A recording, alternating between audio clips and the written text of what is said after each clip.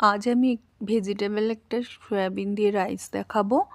Soybean রাইসও বলতে পারেন, soybean pulao, veg pulao, যা খুশি আপনারা এটা বলতে পারেন। কিন্তু খুবই সুস্বাদু, একবার বানিয়ে দেখবেন, খুব ভালো লাগবে খেতে। তাই জন্য প্রথমেই ভেজিটেবল পোলাও মানে এখন কি হয়, ভেজিটেবল যেগুলো পাওয়া যায়,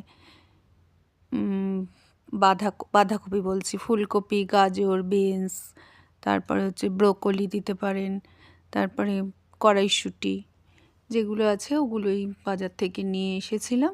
আর ঘরেও ছিল, ঘরে তো থাকারই কথা। এখন তো এই সময় তো আসলে সবার ঘরেই এই শীতের সবজিগুলো থাকে।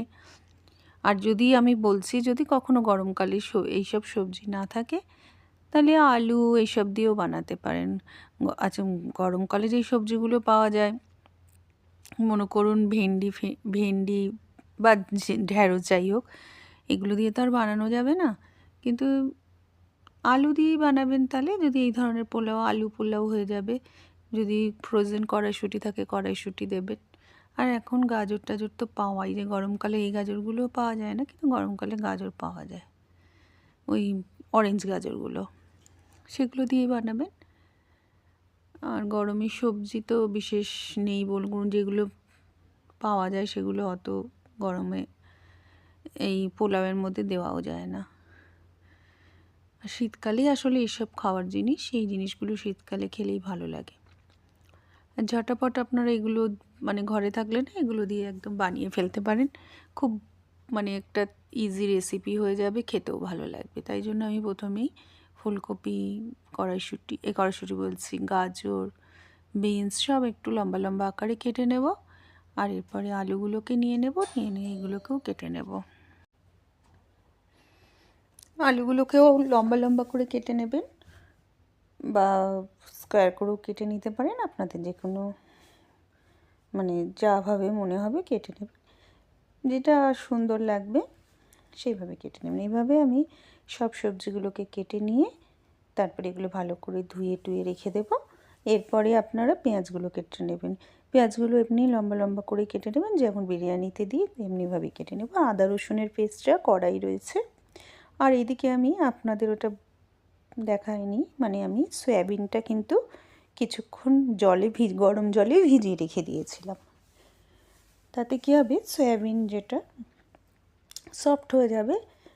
এরপরে ওই আদা রসুন, দই, তারপরে সব মশলা, ধনে গুঁড়ো, জিরে গুঁড়ো, বিরিয়ানি মশলা সব কিছু দিয়ে, শুকনো লঙ্কার গুঁড়ো সব কিছু দিয়ে মেখে নেব।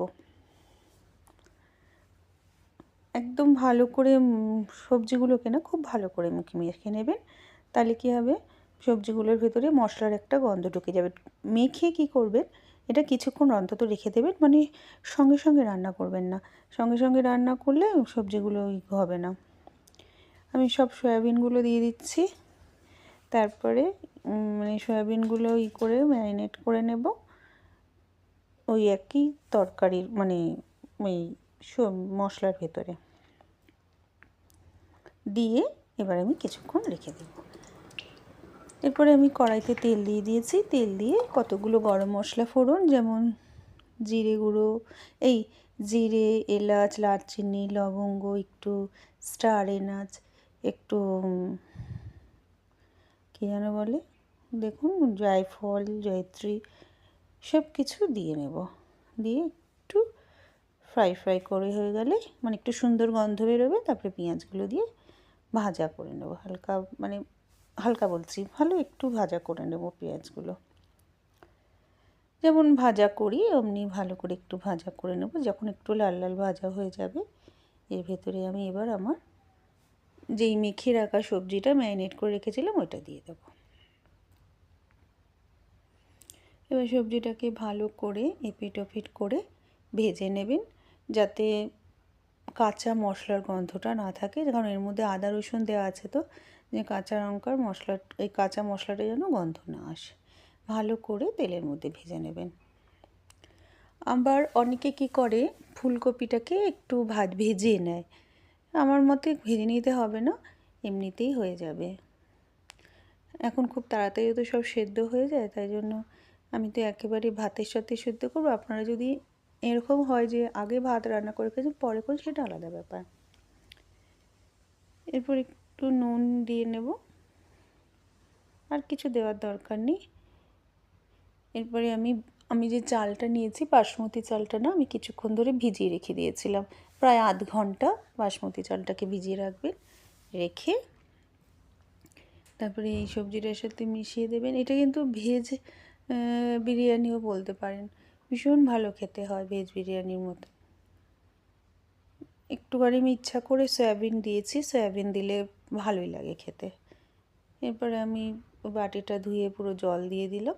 এবার আপনার চাল অনুযায়ী আপনি জল নেবেন। আমি দু বাটি চাল নিয়েছিলাম বলে 2 বাটি, এই 4 বাটি জল নিয়েছি। যেই মাপের নেবেন, গ্লাস নিন, মাটি নিন, গামলা নিন, যা নিন, তার চালের ডবল অবশ্য করেই জলটা নেবেন। এইভাবে ফুটতে দেব। ফুটা হয়ে গেলে তারপরে কিছুক্ষণ একটু হাই ফ্লেমে করবেন, তারপরে লো ফ্লেমে করে দেবেন। এইভাবে আমার সাথে এতক্ষণ ধরে আপনারা যে ধৈর্য ধরে আমার রেসিপিটা দেখছেন, তার জন্য অসংখ্য অসংখ্য ধন্যবাদ। আর যদি আপনারা থেকে দেখে থাকেন, ফেসবুক থেকে দেখে থাকেন, অবশ্য করেই ফলো করে দেবেন। আর যদি ইউটিউব চ্যানেল থেকে দেখে থাকেন, আমার চ্যানেল মানে বুলবুলস রান্নাবাটি অবশ্য করে একবার সাবস্ক্রাইব করে দিন, তাহলে খুব ভালো লাগবে। আমি আপনাদের জন্য অনেক রেসিপি নিয়ে আসার ইচ্ছা রয়েছে। আপনাদের সাপোর্ট থাকলে আমি আরও এগিয়ে যেতে পারবো। প্লিজ আমার চ্যানেলটাকে সাবস্ক্রাইব করে দেবেন, আর একটা করে কমেন্ট করে দেবেন, তাহলে আমার খুব ভালো লাগবে। তো চলুন, হয়ে গেছে। প্রথমে হাই ফ্লেমে রেখে দিয়েছিলাম, একটু কাঁচা লঙ্কা, এবার কড়াইশুঁটিও দিয়ে দিয়েছি দেখলেন। তারপরে এর মধ্যে না একটু গোলাপ জল, কেওড়া জল সব দিয়ে দিলাম, আর একটু মানে কী যেন করে রেখেছিলাম, দুধে ভিজিয়ে রেখেছিলাম, আর একটু স্যাফরনও ভিজিয়ে রেখেছিলাম, সব একসাথে মিশিয়ে দিয়ে দেবো। সুন্দর গন্ধ এসে যাবে, দারুণ সুন্দর গন্ধ। একবার এরকম বানান, দেখবেন ভেজ বিরিয়ানি লোকে যে বলে যে ভালো লাগে না, আমি বলছি খুব ভালো লাগবে খেতে। দেখুন সুন্দর ঝরঝরে ভাত হয়ে গেছে। চলুন তাহলে আপনারা খেয়ে নিই চটাপট। গরম গরম এগুলো খাবেন, খুবই ভালো লাগবে খেতে। আর এর সাথে একটু রায়তা, পেঁয়াজ, লঙ্কা, যা আপনারা নেবেন। রায়তা অবশ্য করেই নেবেন, কারণ রায়তা ছাড়া আমার মনে হয় না ভালো লাগবে। আর কেউ যদি রায়তা খেতে না ভালোবাসেন, তাহলে এমনি কাঁচা শসা, দই নিয়ে খেয়ে নেবেন। চলুন তাহলে আজকে আসছি, টাটা।